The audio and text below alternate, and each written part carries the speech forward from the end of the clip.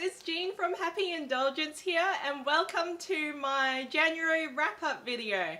In January I only read 7 books. I think I've anticipated that this year I won't be reading as much as I usually do, so I'm pretty happy with that. So I'm just going to go through the 7 books that I read, from the best books to the worst books, and let me know what you guys think in the comments later. My 5-star read was Mao's Last Dancer by Lee Kun-sin.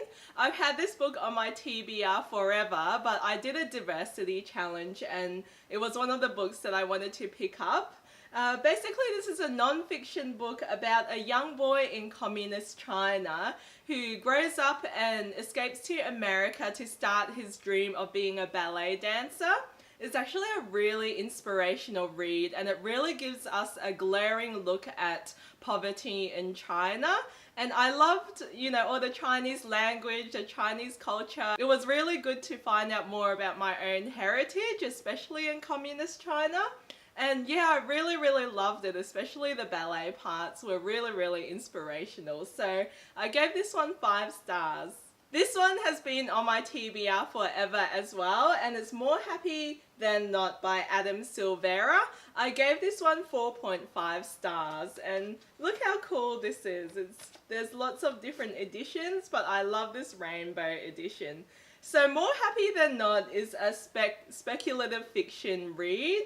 I actually knew that coming into the book because it reads very much like a contemporary, but then as you keep reading you realize it gets more and more confusing and mind-boggling, and you're just wondering what is going on. It's a fantastic intersectional diverse read about Aaron Soto. He's actually gay, but he starts the book off with a girlfriend, and then as you read on you're trying to put the pieces together, because it feels like the narration is really unreliable. So as you're reading along, you're like, hang on, why does he have a girlfriend? Does he know that he's gay? Does his family and parents know that he's gay? And you're trying to put the pieces together as you keep reading. And it got to the point in the book where after halfway I was like, oh my gosh, I can't believe that this is all happening, and everything just makes sense. So I actually struggled quite a bit with the first half of the book because I was like, this is boring, it's confusing, I don't know what's going on. But yeah, after that halfway, my gosh, it really gets really intense, and I loved every minute of it. It's actually the type of book where when you reach the final pages, you just want to go back and read it all over again, knowing what you know at the end of the book. I really rave about More Happy Than Not. I think if you love diverse reads about LGBT relationships, definitely pick this one up. I gave this one 4.5 stars. I also read 2 4-star reads, which I don't have with me because both of them I borrowed. The first one was Vigil by Angela Slatter, and I've wanted to read this urban fantasy because it's about a dark fantasy filled with angels and other paranormal creatures, and it's set in Brisbane, which is where I live. So as I was reading the book, it had a really real angel flavor to it. I love that TV series. It had like that darker urban feel. It's like a secret society filled with these paranormal creatures, and there's like a whole mythos under the world of Brisbane that you don't really know about. I love seeing all of the familiar landmarks and seeing them translated into this dark fantasy underground world. And basically the main character of Vigil, she's she reminded me a lot of Veronica Mars because of how practical she was, how sarcastic she was, and how she was really driven to save kids. And a lot of the mystery behind Vigil was because kids kept on going missing. So I love seeing all these darker paranormal creatures. I love the setting of Brisbane in the city, and then I loved how it had a darker tone to it as an urban fantasy. With a kick-ass heroine at its helm as usual. So I gave Vigil 4 stars. The next 4-star book I read is one that everyone's been raving about, and that one is Caraval by Stephanie Garber. I'm pretty sure I'm going to get Caraval in my fairy loot box, which still hasn't arrived, but I can't wait to get it. But oh, Caraval is definitely something that lives up to the hype. It's a really haunting read where everything's mysterious and magical and you're just not sure what's going on. But at the heart of Caraval is a sisterly relationship. So basically Scarlet is thrown into a game where she's told at the start that she can't trust anyone, and she has to figure out what's part of the game and what's actually real, and all of it is to save her flighty sister Tella. There were a few things that I had an issue with in Caraval. Firstly, it wasn't the circus read that I was expecting it to be. It's more of a haunting, mysterious read with bouts of magic throughout, and the narration is really unreliable, and I ended up really liking that.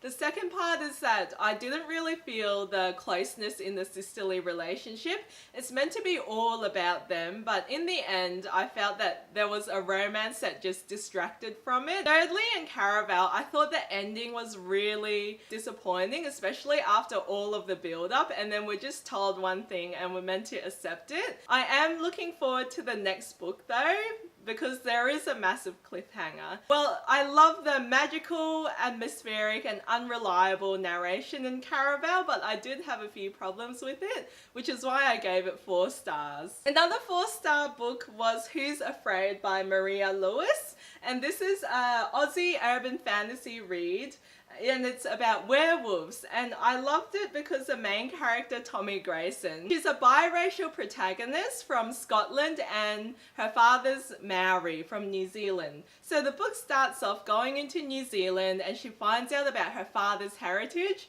and she also finds out that she's a werewolf. Throughout the whole book she mostly goes back to Scotland, and then she has a dark, mysterious mentor who teaches her her werewolf ways and how to fight and about the mythos behind being a werewolf.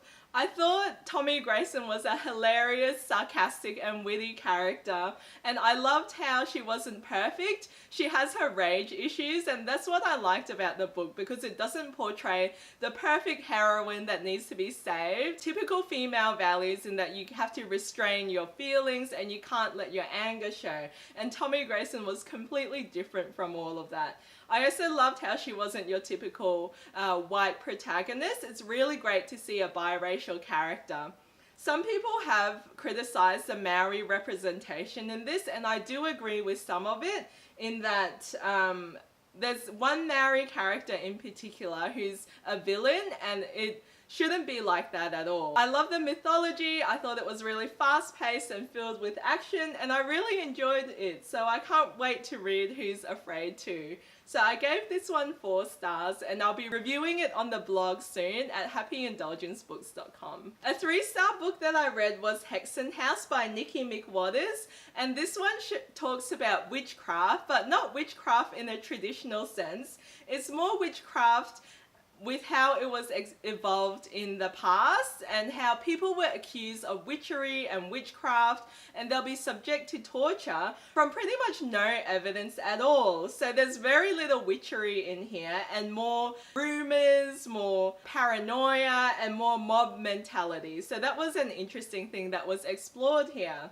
It covers 3 different girls in 3 different time frames. There's a girl from the 17th century, there's a girl from the 18th century, and then there's someone from a small town in Australia who's called Paisley, and her mother's actually accused of witchcraft. I loved how each and every character voice was really distinctive, and I never got confused from their changing perspectives, and each of them felt like they had a really interesting story.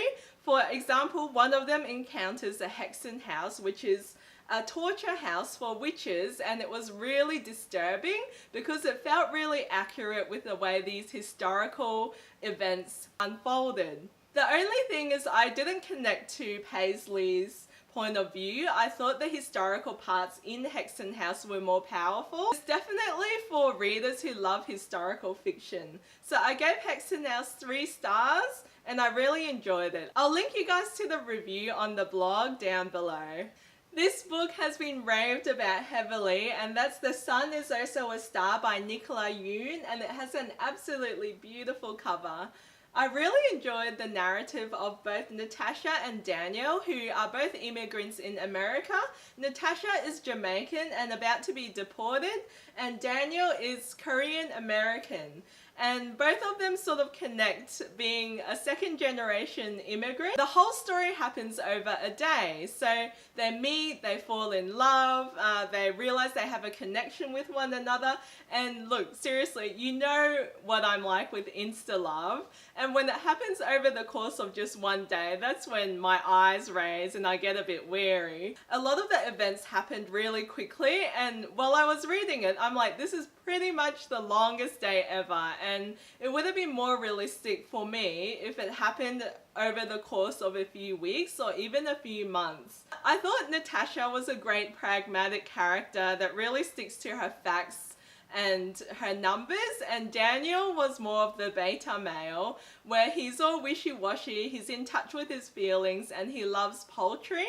And I loved how they both had that contrast with each other and how they connected. I thought it was scary at the start though, with basically how Daniel sees Natasha walking down the street and then he follows her. She pretty much tells him to go away, but he keeps on following her, and I thought that pushy stalker behavior was something that was romanticized in the book. Other than that, I thought it was a really well written book. I love both perspectives and I love the immigrant experience. I didn't enjoy the insta love, but I loved how it was written. Towards the end of the book, it also talks about fate and destiny and fates intertwining, and I pretty much rolled my eyes so much at this point. You really do have to suspend your disbelief at times to enjoy this book, but I can see why other people enjoyed it. So I had my problems with it, but I did enjoy it while reading it. So I gave The Sun Is Also a Star 3 stars. So these were the books that I read in January. I definitely enjoyed all of them, and I had a few favorites which I was able to knock off my TBR. So I hope you guys enjoyed my video, and I hope you found a read that you will pick up soon. If you want to chat about any of these books, or if you do end up picking them up from my recommendation, leave me a comment down below. If you want to see more videos, please subscribe to my channel, and I'll see you guys next time. Thank you, bye!